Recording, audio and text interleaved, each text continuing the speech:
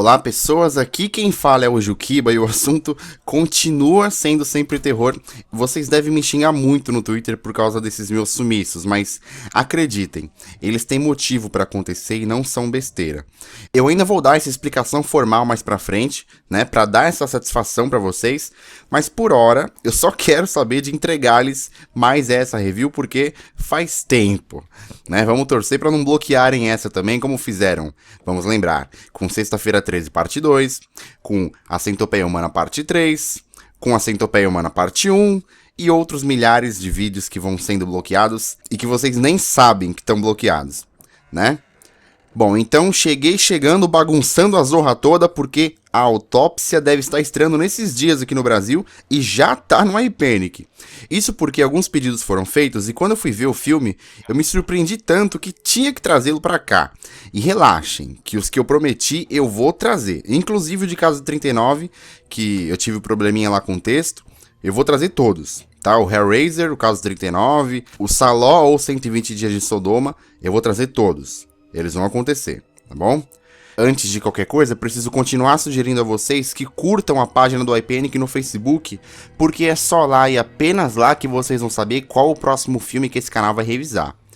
Também estou no Instagram, no Snapchat, no Twitter, né, que antigamente eu deixava o meu Twitter na introdução, mas agora não tem mais. Então esse aí é meu Twitter.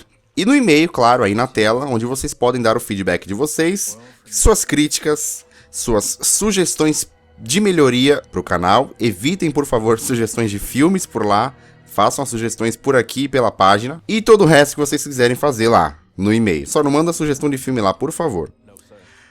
Sem mais enrolação, vamos à review, porque vocês já sabem que mais detalhes vêm no final do vídeo. Já sabem que esse vídeo tem spoiler. Então, preparados ou não, partiu!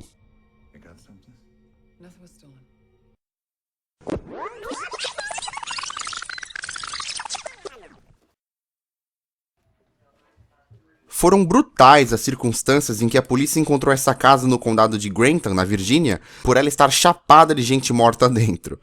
A equipe de autoridades policiais e forenses investigaram a casa e constataram 3 mortos. 3 não, 4. No porão da casa, parcialmente enterrado, havia o corpo nu de uma mulher que não podia ser identificada. Então, foi chamada de Jane Doe. Pessoas, ao contrário do que muitos de vocês podem pensar, Jane Doe não era o nome dessa mulher aí. Jane Doe, na verdade, é uma expressão que os americanos usam para se referir a mulheres que não podem ser identificadas. No caso do filme, um cadáver de uma mulher. Seria tipo similar a dizer aqui no Brasil que tal pessoa é um Zé Ninguém, sabe? Não quer dizer que Zé Ninguém é o nome daquela pessoa, mas é o modo como a gente chama alguém que, por hora, não é identificado. Então, para fins de conveniência, tanto no filme quanto na review, nós vamos chamar esta mulher de Jane Doe, tá? Então, olha, temos 4 mortos dentro da casa, mas Jane Doe parecia já estar morta há mais tempo que os outros 3. A teoria da polícia era então a seguinte: aquela casa pertencia a Paul e Carol Douglas, que tinham um funcionário chamado Álvares. A versão não oficial da polícia apontava que Álvares havia matado aquela mulher desconhecida e, procurando algum lugar para sumir com o corpo, tentou enterrá-la no porão da casa onde ele trabalhava, a casa dos Douglas. Porém, quando Paul, o chefe da família, percebeu seu funcionário Álvares enterrando um cadáver em suas dependências, um confronto aconteceu e a confusão levou os 3 para a vala. Esse era o pensamento até então. Mas o fato do quarto corpo, o da Jane Doe, estar completamente nu, parcialmente enterrado e não ter um ferimento sequer, intrigou o xerife Sheldon. Não, calma aí, eu errei a foto. Agora sim. Intrigou o xerife Sheldon Burke, que precisava determinar a causa da morte daquela mulher. Então, pessoas, estes são Tommy Tilden, médico legista, e Austin Tilden, seu filho, analista clínico, e ambos referências na área de necropsia no condado de Hardin, vizinho a Grantham. Na verdade, o sobrenome Tilden sempre teve certa importância por ali, porque durante 3 gerações daquela família, houve a tradição de ótimos legistas, e esse prestígio trouxe a eles reputação e dinheiro, que foi usado para construir um subsolo imenso com tecnologia de ponta da época, para continuar a serem referências do que faziam. Ao ver esse império subterrâneo todo, Emma ficou fascinada. A Emma, ela era namorada do Austin e tinha marcado de sair com ele naquele dia, mas o atraso dele a fez invadir o necrotério e se entregar à curiosidade de ver um cadáver. Né? Quem de nós não tem curiosidade de ver de perto assim, uma pessoa morta? Não é verdade, pessoas? Foi até um encontro curioso, pois ela viu que os cadáveres ali no necrotério eram marcados com pequenos sinos no tornozelo, para o caso raro, mas possível, de um deles não estiver realmente morto, mas sim em um coma profundo. Aí, se caso algum daqueles corpos acordasse de um possível coma desse, o sino soaria com o movimento e, né, eles cuidariam da pessoa. Bom, quando o casal, né, a Emma e o Austin, já estavam de saída, o xerife Shelton desceu do elevador da propriedade e surpreendeu a todos com mais um cadáver cuja causa de morte era desconhecida, tal como sua identidade.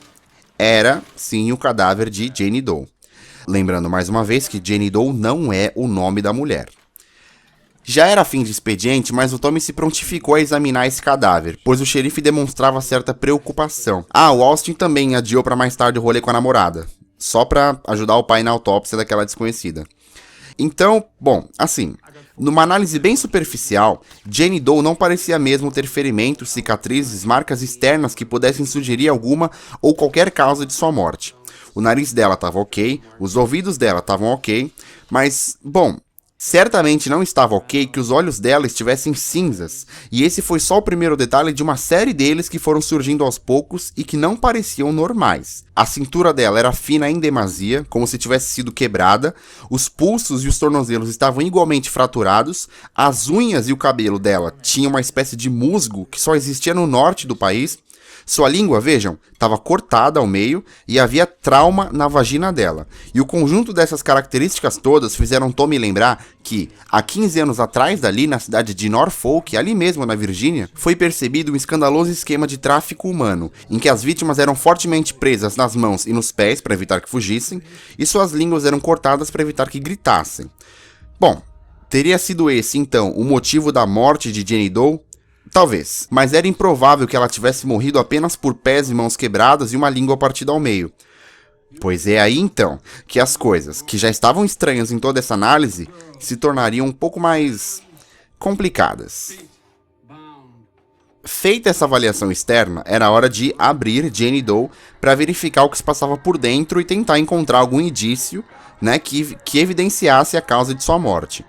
Internamente, eles puderam confirmar que a cintura dela realmente não condizia com seu corpo, era muito fina, como se a mulher tivesse usado uma cinta bem apertada durante toda a vida. Seus pulmões estavam inexplicavelmente muito negros, o coração e os órgãos internos estavam cheios de cicatrizes, tinham marcas como se tivessem sido cortadas de propósito, deliberadamente.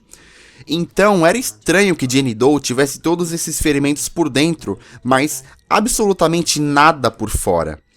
Dessa forma, chegou a hora de analisar o estômago e o sistema gastrointestinal, de onde eles retiraram a flor muito venenosa chamada estramônio, comum no nordeste dos Estados Unidos, que possui um agente paralisante, provavelmente o que causou aquela lesão nos órgãos internos da menina. Como se não fosse suficiente, eles retiraram do estômago dela um pequeno pedaço de tecido com esses símbolos aí, essas inscrições, junto ao dente molar de Jane Doe, que estava embrulhado nesse pedaço de pano, como se alguém tivesse arrancado esse dente dela, embrulhado nesse tecido, com os símbolos, e a obrigado a engolir. Então veja, nessa altura já havia algumas conclusões. Jane Doe havia sido amarrada nos pés e nos pulsos, teve a língua arrancada, foi envenenada e imobilizada por dentro, forçada a engolir o pano, teve os órgãos internos esfaqueados e, por fim, teve o pulmão queimado. E você aí achando que sofre por amor? Jane Doe foi verdadeiramente sacrificada, mas ainda intrigava o fato dela ter sofrido tanto por dentro e não ter absolutamente nenhum arranhão por fora. Porém, Tommy percebe isto. Por baixo da pele de Jane Doe estava impresso o mesmo símbolo no pedaço de pano retirado dela mais cedo, e essa descoberta os trouxe a um clima ainda mais tenebroso do que o normal naquela sala de autópsia. A energia do lugar foi suspensa, as luzes se apagaram, as câmaras horizontais onde os cadáveres ficavam se abriram e se apresentaram vazias. Ou seja, se estabeleceu ali um horror que era difícil admitir que não tinha natureza sobrenatural, por mais que Tommy se negasse a acreditar. Os telefones, ou sem sinal ou com muita interferência, não nos permitia chamar pela ajuda. O elevador não funcionava porque o gerador não tinha força suficiente para acioná-lo. A porta manual para o piso térreo estava emperrada, ou seja, não tinha como sair dali de baixo. Aí você me pergunta: Juqueba, tem como piorar? E eu te respondo: tem. Mesmo. Do escritório onde estavam, eles ouviram o soar de pequenos sinos. Se você lembrar do que eu disse mais cedo, eram os sinos utilizados nos tornozelos dos cadáveres para o caso de algum deles acordar de um possível coma grave que pudesse ter sido confundido com a morte. Bom, certamente não foi alguém em coma que passaria, agora, a atormentar Tommy e seu filho.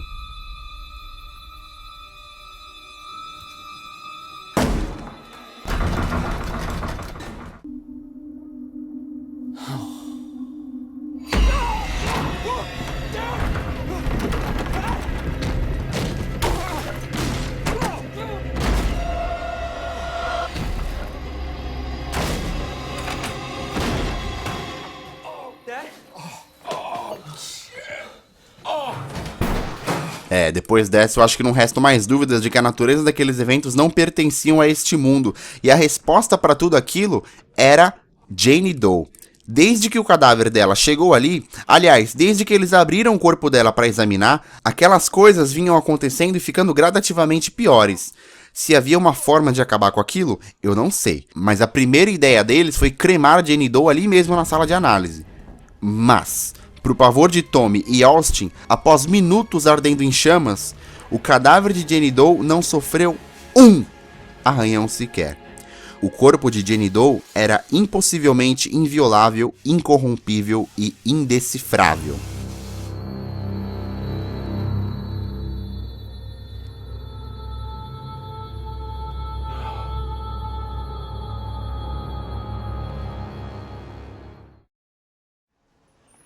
Olha, aí o elevador deu sinal de vida e eles correram para tentar acessá-lo. Atrás deles, perseguindo-os, o corpo de um dos cadáveres do instituto andando lentamente na direção deles, aterrorizando-os com o soar daquele sino maldito no tornozelo. Na iminência desse cadáver alcançá-los, eles se protegem no elevador emperrado, mas com abertura suficiente para acertar uma machadada na fuça daquele corpo, que na verdade era de Emma. Por acidente, Tommy brutalmente assassinou a namorada de seu filho, o que desestabilizou muito os dois, tipo, muito mesmo. Mas, dadas as circunstâncias, mais do que nunca eles precisavam se unir contra o terror que os atormentava naquela noite. O terror que por algum motivo eles especulavam vir de Jane Doe, e que seja lá como fosse, tinha que ter um jeito de pôr um fim. A determinação de Austin fez pai e filho voltarem à sala de análise para, agora juntos, tentarem descobrir em Jane Doe alguma coisa que indicasse ou sugerisse o fim daqueles eventos sobrenaturais horríveis que estavam acontecendo. Então, porque de certa forma parecia plausível justificar esses momentos atribuindo-os ao cadáver de Jane Doe. Foi rigorosamente depois de abrirem ela que esses incidentes começaram, e então, o que parecia uma simples correlação, agora estava meio que certo que era uma causa. O percurso até o laboratório, porém, não foi tão amistoso, pois a força sobrenatural maligna que dava horror àquele instituto atacou Tommy sob a densa fumaça. Mesmo ferido junto a seu filho, eles continuaram a análise de Jane Doe, investigando o cérebro dela dessa vez. Parecia normal, à primeira vista, mas foi retirando uma amostra do tecido cerebral dela, para analisar no microscópio, que eles perceberam um detalhezinho sutil. Jane Doe não estava morta, tá?